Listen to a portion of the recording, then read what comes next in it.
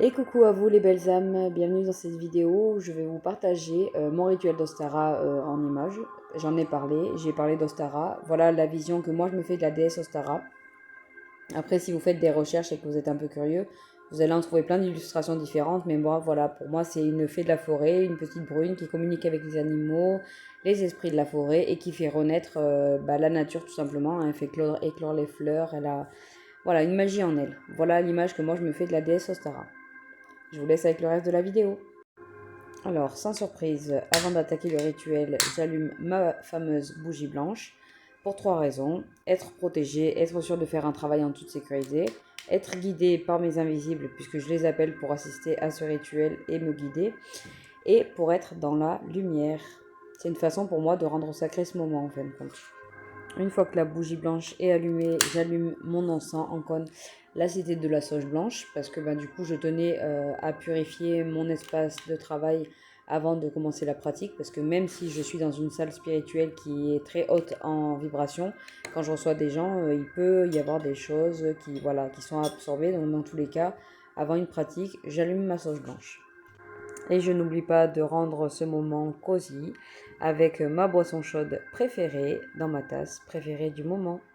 Et maintenant, il ne me reste plus qu'à profiter du calme, de l'instant présent, du moment présent, accompagné par la fréquence vibratoire d'Ostara. Je médite, je respire, je calme le rythme cardiaque, je fais taire le mental et je fais l'exercice de l'ancrage. Voilà la visualisation. Je suis l'arbre, les racines poussent à partir de mes pieds, ça progresse tout le long de mon corps, donc c'est le tronc tout simplement. Et mes bras sont les branches de l'arbre. Et avec mes bras, je fais vraiment le geste de monter au-dessus de ma tête. Je visualise que le soleil est au-dessus de ma tête. Et je descends les mains jusqu'au plexus solaire. Voilà le symbole du plexus solaire. C'est un des 7 chakras principaux. Et ce plexus solaire-là et ce chakra-là, en fin de compte, est situé, voilà, vous pouvez le voir ici, au niveau de la poitrine et ça va jusqu'au nombril. Et c'est vraiment le siège des émotions, c'est là où les émotions sont stockées. Donc le fait de réchauffer ce chakra avec la visualisation du soleil, ça aide énormément. Allez, c'est parti pour la réalisation du rituel d'Ostara en lui-même. Donc ce qu'il va vous falloir tout simplement pour commencer du terreau, de la terre, pour faire votre plantation. Puis un petit pot. Alors vous pouvez le prendre d'une forme tout à fait classique, hein. Moi j'ai tenu à le prendre sous forme de lune parce que forcément c'est spirituel, c'est une lune, c'est blanc, ça appelle le féminin. Ça m'a parlé tout de suite. Allez, la terre est déjà en place. Vous reprenez vos graines d'un bolk. Alors moi j'avais choisi de la bourrache officinale, c'est violet. C'est la couleur du chakra coronal, c'est le lien avec le céleste. Maintenant vous allez reprendre l'intention que vous aviez écrite au moment d'un bolk. Vous avez le pot, la terre, vous avez vos graines et vous avez votre intention. On continue. Allez, étape suivante, il n'y a plus qu'à faire le petit volcan, hein, le petit trou dans la terre pour pouvoir accueillir vos graines d'un bolk. Il ne nous reste plus qu'à mettre les graines en terre.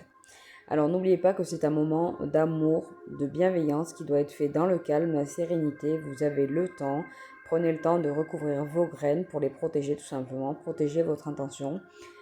Prenez vraiment un moment de calme pour vous. Il n'y a pas de précipitation. Vous avez le temps de pratiquer tranquillement. Puis ensuite, vous allez placer votre intention sous votre plante. Le but est de pouvoir relire vos intentions, vous en imprégner dès que nécessaire. Et pour clore ce rituel, il ne vous restera plus qu'à arroser votre plante. C'est une chose qu'il faudra faire assez souvent. Entretenir cette plante, c'est entretenir vos intentions, c'est leur accorder du temps et de l'énergie. Temps énergie à la plante, temps énergie à vos intentions, ça revient au même. Et l'univers vous récompensera de ce travail. Et petit bonus, vous pouvez offrir un bain de lune à votre plante, puisque le jour d'Ostara, la lune était pleine, et ce pour 29 jours.